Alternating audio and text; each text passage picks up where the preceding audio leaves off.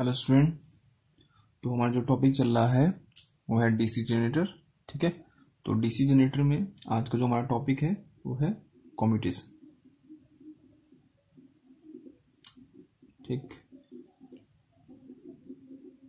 ठीक है, अब कम्यूटेशन होता क्या है।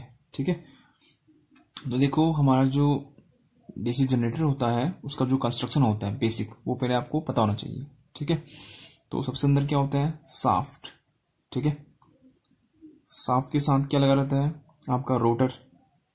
ठीक है, रोटर के बाहर क्या होता है, आपका कम्यूटेटर। ठीक, ये कम्यूटेटर, और कम्यूटेटर के बाहर क्या होता है, आपका आर्मेचर। ठीक है, और आर्मेचर में क्या होते हैं, स्लॉट्स। ठीक, इन स्लॉट्स में क्या किया जाता है, इन स्लॉट्स में किया जाता है आपका वाइंडिंग। ठीक है, और ये वाइंडिंग कनेक्ट रहते हैं फिर स्लॉट्स से। सॉरी, ये जो स्लॉट्स है इनमें क्या रखा जाता है, वाइंडिंग रखा जाता है, या फिर जिन्हें हम कहते हैं चालक। ठीक है, आपको ये फिगर जो दिख रहा है, ठीक है, इसे आपको दिखाई देगा अच्छे से।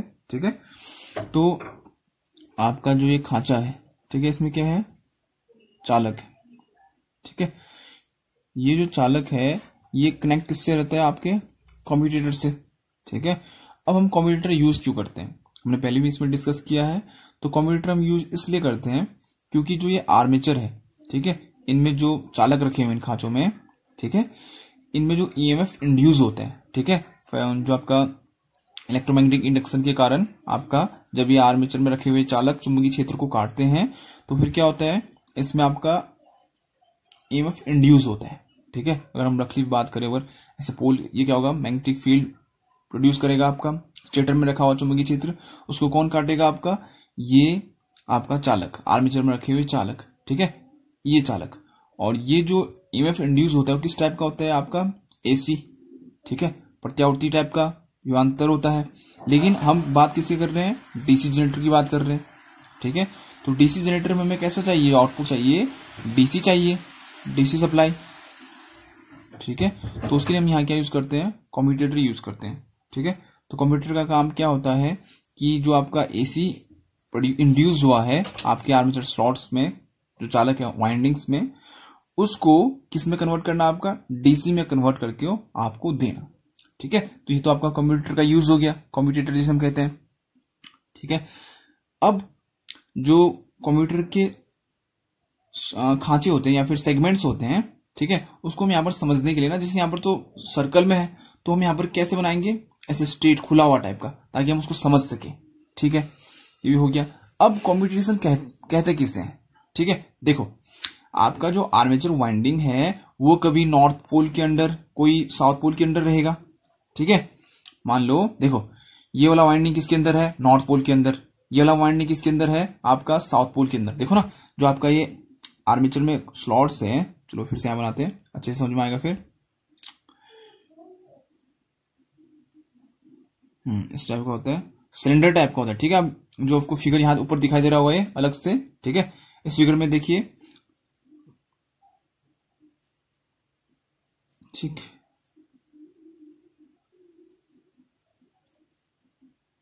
ठीक है, तो इस टाइप का आर्मेचर होता है, ये सिलेंडर टाइप का होता है। ठीक है, तो ये जो खांचे है ना, इनमें वाइंडिंग्स होती है। ठीक, तो ये जो वाइंडिंग होता है इसमें क्या होता है, ईएमएफ इंड्यूस होता है। ठीक, और ये आर्मेचर में से जो वाइंडिंग्स है ये कनेक्ट रहता है आपका कम्यूटेटर से। ठीक है, तो अंदर इसके क्या होता है, एक सेगमेंट टाइप का होता है। ये भी आपको फिगर में दिख रहा होगा ऊपर कि कौन सा आपका आर्मेचर है और कौन सा आपका कम्यूटेटर है। ठीक है, तो कम्यूटेटर में सेगमेंट्स बने होते हैं। ठीक है, इस टाइप के सेगमेंट्स बने होते हैं। ठीक, ठीक हो गया। और ये जो चालक है या फिर जो वाइंडिंग है ये कनेक्ट रहता है इन सेगमेंट से। ठीक है, तो देखो जो आपका ये वाइंडिंग्स है, ठीक है, जो चालक कहेंगे या फिर जो वाइंडिंग्स होते हैं, कुछ रहते हैं नॉर्थ पोल के अंदर और कुछ रहते हैं साउथ पोल के अंदर।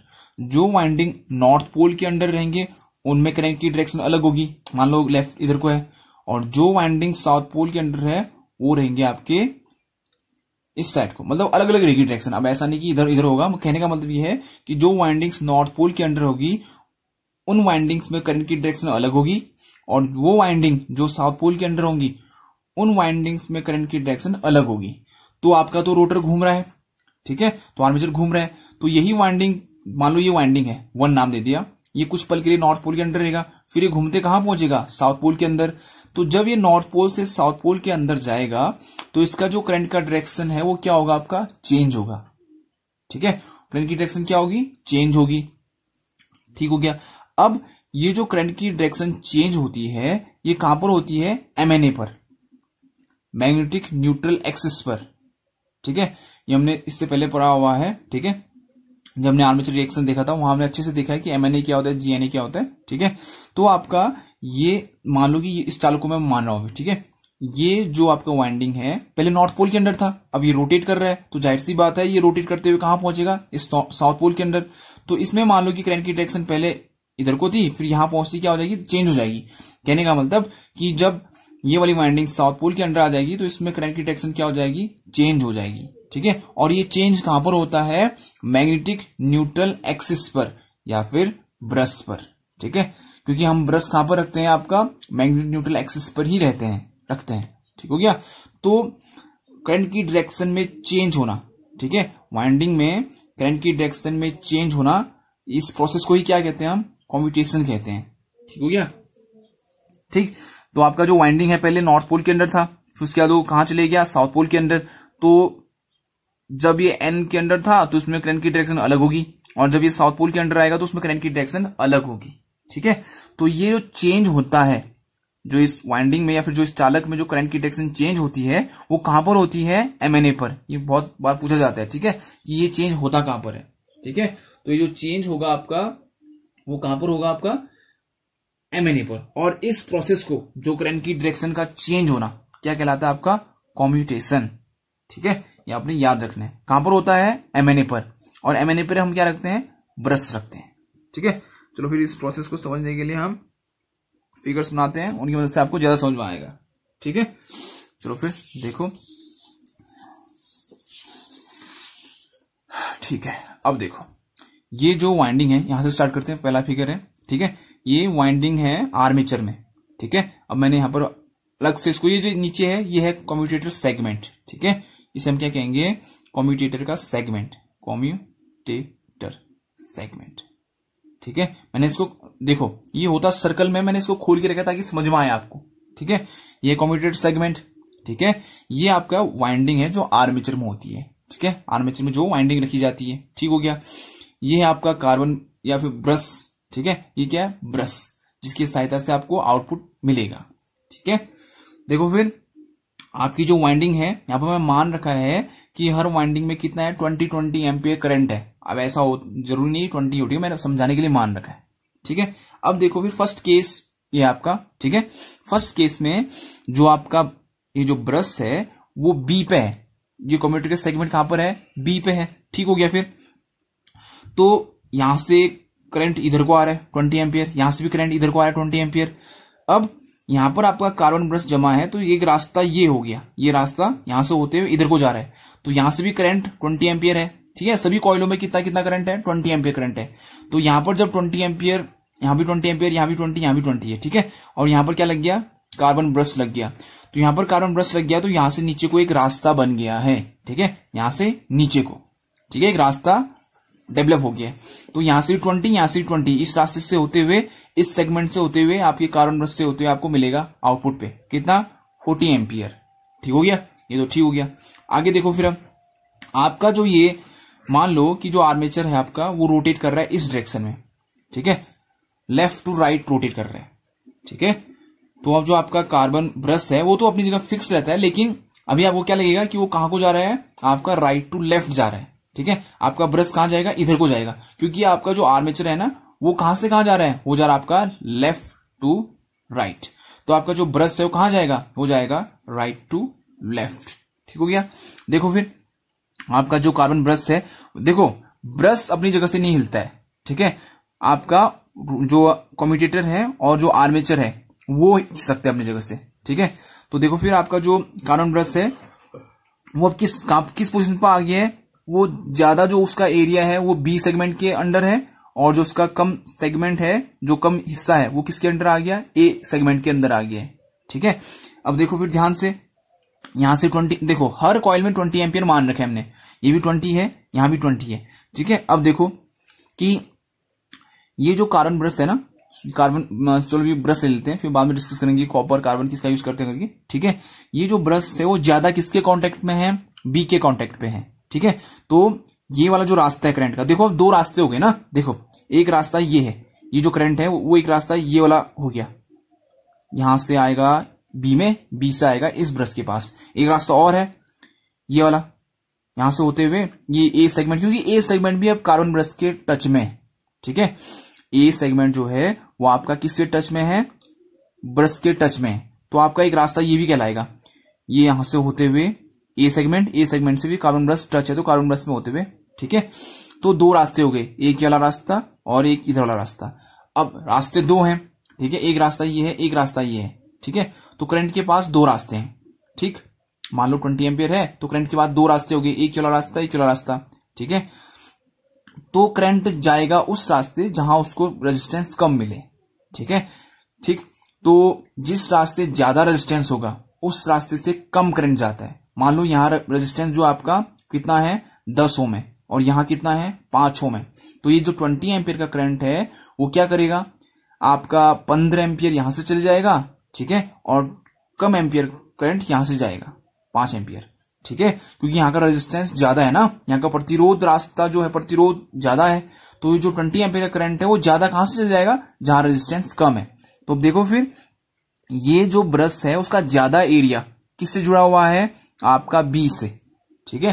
तो जहां देखो एक फॉर्मूला आपको याद होना चाहिए, R = रो L अपॉन ए, ठीक है, ये फॉर्मूला आपको याद होना चाहिए। जब हमने रेजिस्टेंस वाले चैप्टर में हमने जब देखा था वहां हमने डिस्कस किया था, तो रेजिस्टेंस किसके इनवर्सली प्रोपोर्शनल होता है, एरिया के। एरिया अगर ज्यादा होगा तो रेजिस्टेंस क्या होगा, कम होगा, ठीक है। इससे ये रिलेशन निकलता है, ठीक है, कि जो रेजिस्टेंस होता है किसके इनवर्सली प्रोपोर्शनल होता है, आपका एरिया के। मतलब अगर एरिया ज्यादा है तो रेजिस्टेंस क्या होगा, कम होगा। तो यहां पर बी का एरिया क्या है, ज्यादा है, तो इसका रेजिस्टेंस क्या होगा, कम होगा। तो ज्यादा करंट इस रास्ते से आएगा, ठीक है, ये वाले रास्ते से, ये यहां से होते हुए इस सेगमेंट से होते हुए आपका ब्रश में, ठीक है। अब यहां एरिया क्या है, कम है, एरिया कम मतलब रेजिस्टेंस ज्यादा, तो यहां का रेजिस्टेंस ज्यादा है, तो यहां से कम करंट आपका यहां से होते हुए ब्रश में आएगा। तो यहां 20 था, यहां भी 20 था, तो यहां पर जैसे पहुंचे यहां से 20 यहां पहुंचा, ठीक है, और यहां से 20 यहां पर पहुंच गया, तो ये 20 का 10 ही एम्पियर नीचे गया है, ठीक है, क्योंकि इसका रेजिस्टेंस ज्यादा है ए का, और 10 एम्पियर फिर इधर चले गया, यहां से होते हुए यहां पहुंचा है। यहां से 20 आ रहा था, यहां से कितना आया, 10 आया, तो 20 और 10 कितना हो गया, 30 नीचे को आया, और फिर बी से होते हुए आपका 30 यहां से आया, 10 यहां से आया, तो आपको कितना मिल गया, 40 नीचे यहां पर कार्बन ब्रश पे, ठीक है। समझ आया ना कि 10 यहां से क्यों आया और 30 यहां से क्यों आया। 30 इसलिए यहां से आया है क्योंकि ये बी का जो रेजिस्टेंस है वो भी कम है, तो ज्यादा करंट इसी रास्ते से आएगा, इस यहां से इस बी में, बी से फिर कार्बन ब्रश पे, ठीक है। नेक्स्ट देखो फिर अब देखो कि जो आपका कार्बन ब्रश है वो ए और बी में बराबर है एकदम, यहां भी इक्वल यहां भी इक्वल। इस इक्वेशन में हम कहते हैं शॉर्ट सर्किट, ठीक है। यहां पर ए और बी आपस में क्या हो चुके हैं, शॉर्ट सर्किट हो चुके हैं, ठीक है, ठीक हो गया। तो इस केस में आपका जो बी कॉइल है इसमें कोई भी करंट फ्लो नहीं होता है, ठीक हो गया, ठीक, क्योंकि ये वाली कंडीशन कौन सी कंडीशन कहलाती है, शॉर्ट सर्किट वाली कंडीशन कहलाती है। यहां पर ए और बी क्या हो चुके हैं, शॉर्ट सर्किट हो चुके हैं, ठीक है। तो आपका जो 20 एम्पियर का करंट है यहां से यहां नहीं जाएगा, यहां से सीधे नीचे आएगा और ए से होते हुए कार्बन ब्रश में आएगा, और ये 20 एम्पियर इसमें नहीं जाएगा, इसमें से नीचे आएगा और बी सेगमेंट से सीधे कहां आएगा, कार्बन ब्रश पे आ जाएगा, ठीक है। इस कंडीशन में क्या है, ए और बी क्या हो चुके हैं, शॉर्ट सर्किट हो चुके हैं, ठीक है, ये दोनों आपस में शॉर्ट सर्किट हो गए हैं। तो आपका इनका रेजिस्टेंस क्या हो गया, बहुत कम, ठीक है। शॉर्ट सर्किट होने से क्या हो गया, इनका रेजिस्टेंस बहुत कम हो गया, तो रेजिस्टेंस कम होने से करंट इसमें जाएगा ही नहीं, यहां से करंट यहां पहुंचेगा सीधे नीचे ए में, ए से फिर ब्रश में। वैसे 20 एम्पियर जो सी वाला है उससे सीधे कहां आएगा, बी पे, बी से इस पे, तो इसमें अभी कोई करंट नहीं होता है, कब, शॉर्ट सर्किट वाली कंडीशन पर, ठीक है। ये वाला एरिया और ये वाला एरिया क्या है, बराबर है, ठीक है। चलो फिर नेक्स्ट में देखो अब यहां पर देखो अब क्या हुआ कि आर्मेचर तो घूम रहा है, अब क्या हुआ कि कम हिस्सा ए पे है और ज्यादा हिस्सा कहां पर है, सॉरी कम हिस्सा कहां पर है, बी पे, और ज्यादा हिस्सा कहां पर हो गया, ए पे हो गया, ठीक है। तो क्या होता है फिर आपका, देखो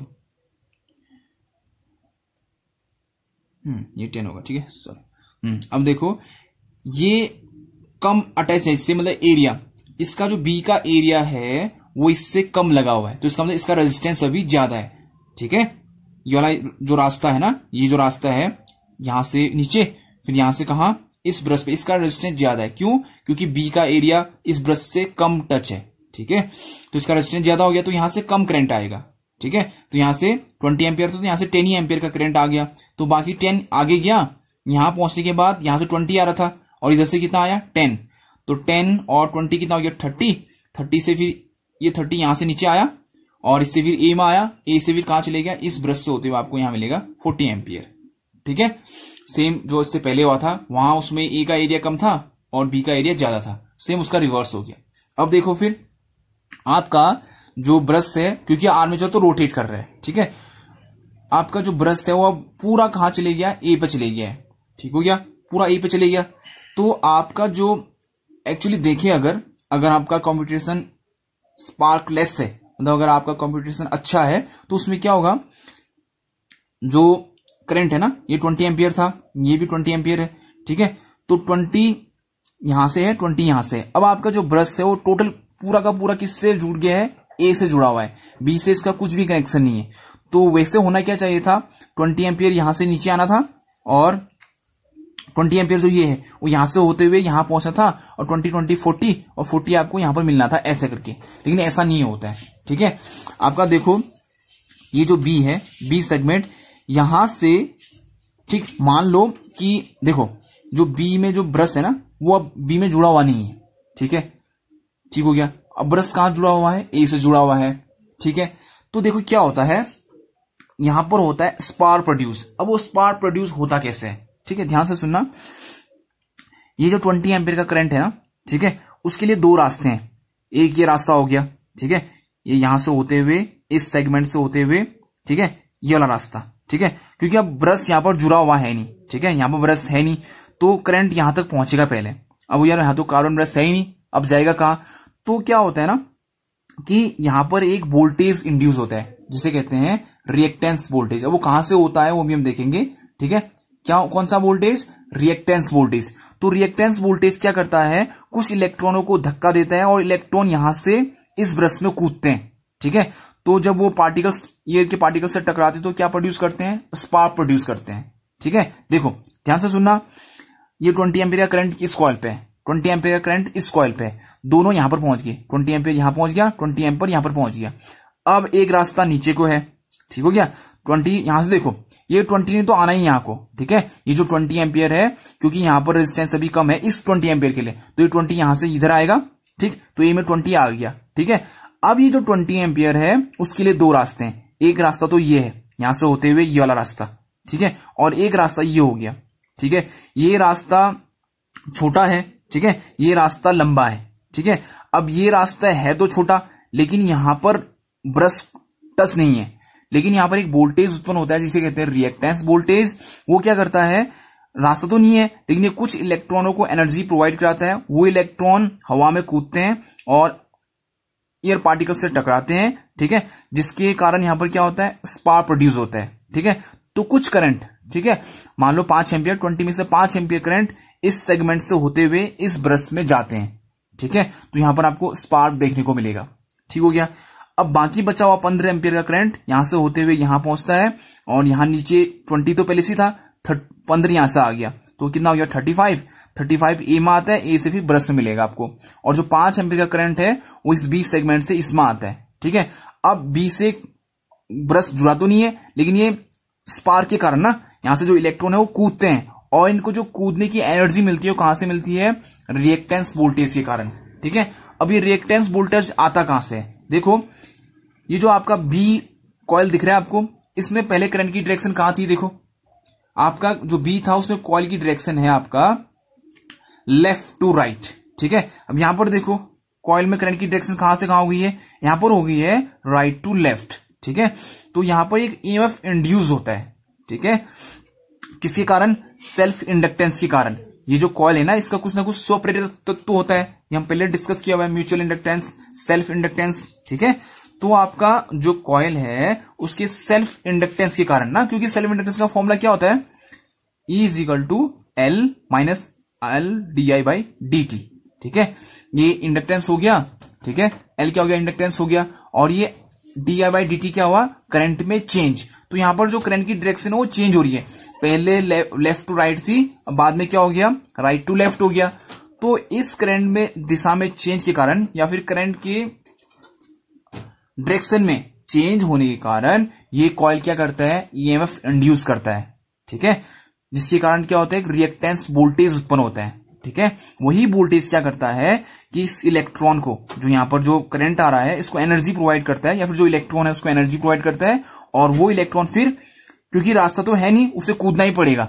जैसे है ना, यहां पर कोई आदमी है, इस जगह पहुंचना है, बीच में रास्ता नहीं है, तो इसको कुछ ना कुछ एनर्जी चाहिए ना कूदने के लिए, या कोई इसको धक्का दे। ठीक है, एक आदमी यहां पर है, मान लो यहां जाना है, बीच में रास्ता नहीं है, तो क्या करना, कूदना तो पड़ेगा ना, या तो ये अपनी एनर्जी से कूदे या कोई इसको धक्का दे। तो वही एनर्जी कौन प्रोवाइड कराता है, रिएक्टेंस वोल्टेज। तो जब ये इलेक्ट्रॉन यहां से कूदते हैं ना, क्योंकि रास्ता तो है नहीं, कूदने में वो क्या करते हैं, एयर पार्टिकल से टकराते हैं, तो क्या प्रोड्यूस करते हैं, स्पार्क प्रोड्यूस करते हैं। ठीक है, तो ही स्पार्क आपको क्या होता है, आपके कम्युनिकेशन को कमजोर कर सकता है, तो इसका एक डिफेक्ट है, कह सकते हो। ठीक है, तो ये स्पार्क प्रोड्यूस नहीं होना चाहिए। ठीक है, तो इसके लिए हम बहुत से मेथड यूज करते हैं। ठीक है, तो नॉर्मली जो कम्युनिकेशन होता है, रिवर्सल ऑफ करंट। ठीक है, करंट की डायरेक्शन में चेंज होना। ठीक है, और ये चेंज कहां पर होता है, एमएनए पर। एमएनए यहां पर जहां पर कार्बन ब्रश होगा। ठीक हो गया, तो यही स्पार्किंग आपने कम करना है या फिर हटाना है।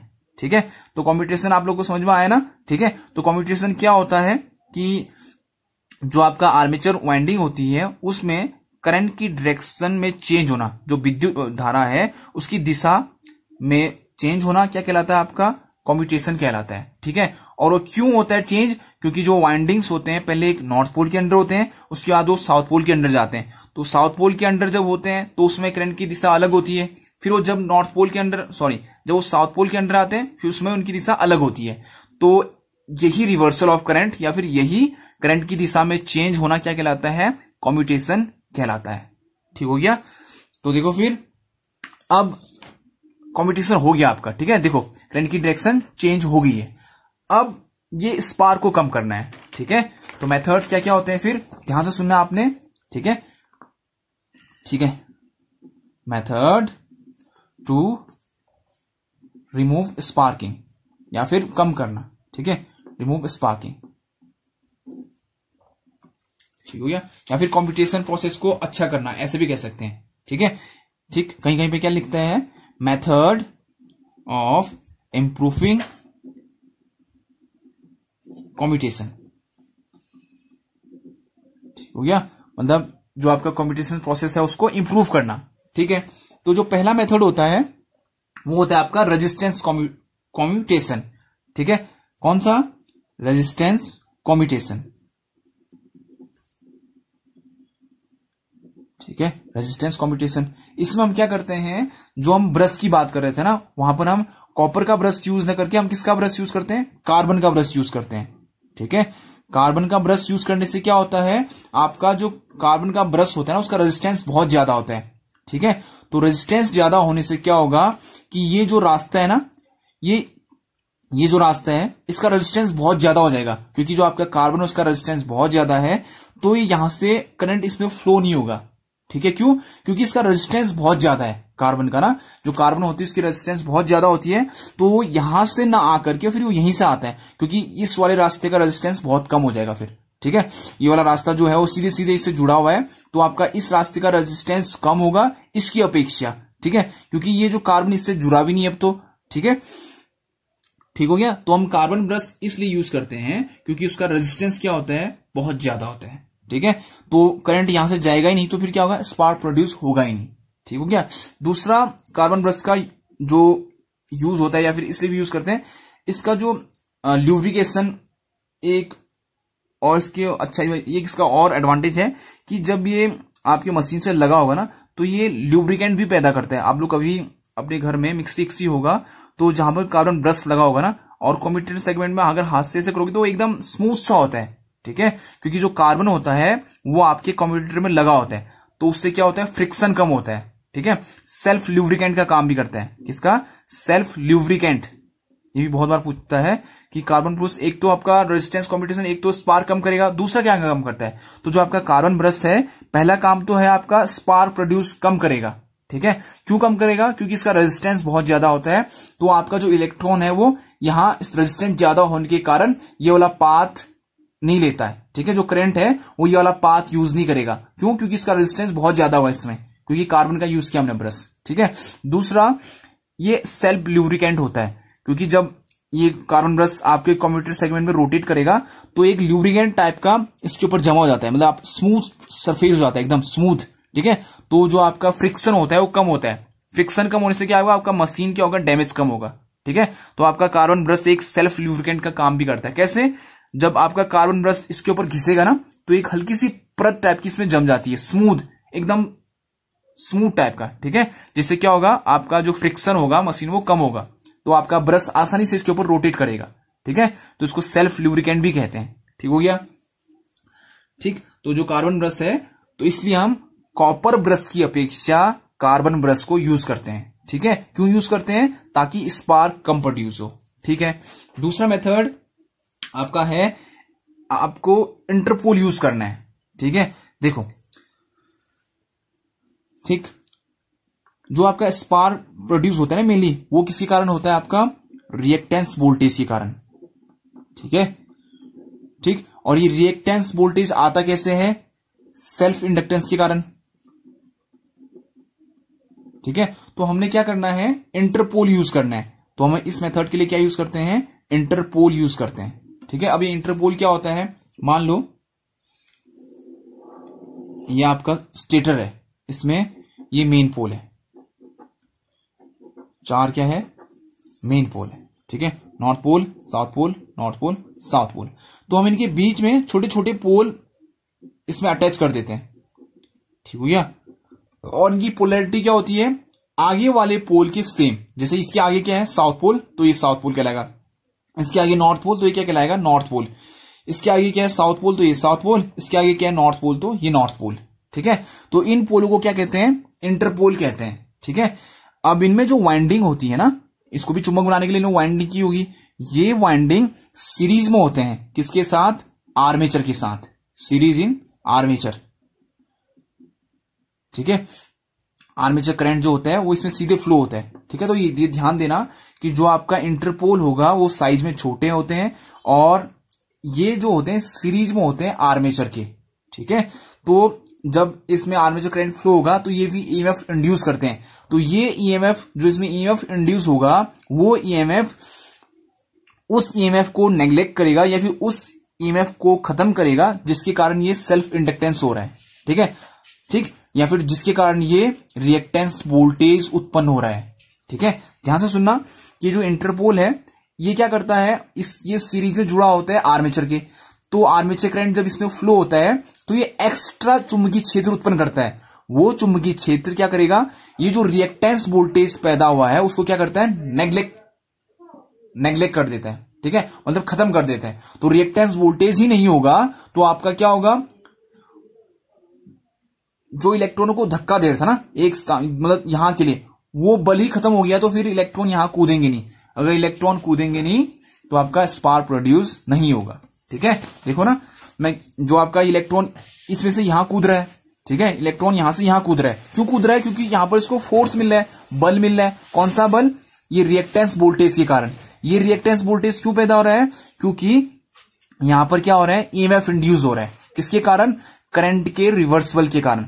तो हम क्या करते हैं? इंटरपोल यूज करते हैं। इंटरपोल क्या करता है? आपका एक्स्ट्रा चुंबकीय क्षेत्र उत्पन्न करता है। वो चुंबकीय क्षेत्र इस ईएमएफ, जो ये ईएमएफ इंड्यूस हो रहा है, उसको क्या करता है? कम करता है। ठीक है, डिमिनिश करता है। तो अगर ज्यादा वोल्टेज उत्पन्न नहीं होगा, रिएक्टेंस वोल्टेज ज्यादा उत्पन्न नहीं होगा, तो आपका यहां से इलेक्ट्रॉन यहां कूदेंगे नहीं। इलेक्ट्रॉन कूदेंगे नहीं तो आपका स्पार्क प्रोड्यूस नहीं होगा। ठीक है, तो इस रिएक्टेंस वोल्टेज को डिमिनिश करने के लिए या फिर खत्म करने के लिए हम किसका यूज करते हैं? इंटरपोल का यूज करते हैं। ठीक है, तो इसमें क्वेश्चन पूछता है कि इंटरपोल जो होता है वो किसके सीरीज में जुड़ा होता है? तो वो जुड़ा होता है आपके आर्मेचर की सीरीज में, और उसकी जो पोलैरिटी होती है आगे वाले पोल के सेम होती है। ठीक है, ऐसा नहीं कि ये साउथ, ये जो है नॉर्थ पोल मत लिख के आना, इसके आगे जो होगा, इसके जो आगे पोल होगा वही इसकी क्या होगी, पोलैरिटी होगी।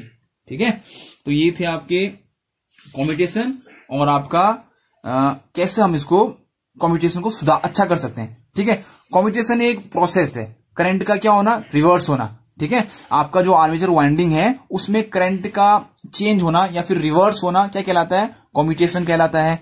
अब उसको अच्छा करने के लिए हम क्या यूज करते हैं, रेजिस्टेंस कम्यूटेशन और इंटरपोल या फिर ईएमएफ कम्यूटेशन भी कहते हैं। ठीक है, इंटरपोल वाले को क्या कहते हैं, ईएमएफ कम्यूटेशन। ठीक है, तो रेजिस्टेंस कम्यूटेशन में आपको समझ आ गया हम किसका यूज करते हैं, कार्बन ब्रश का।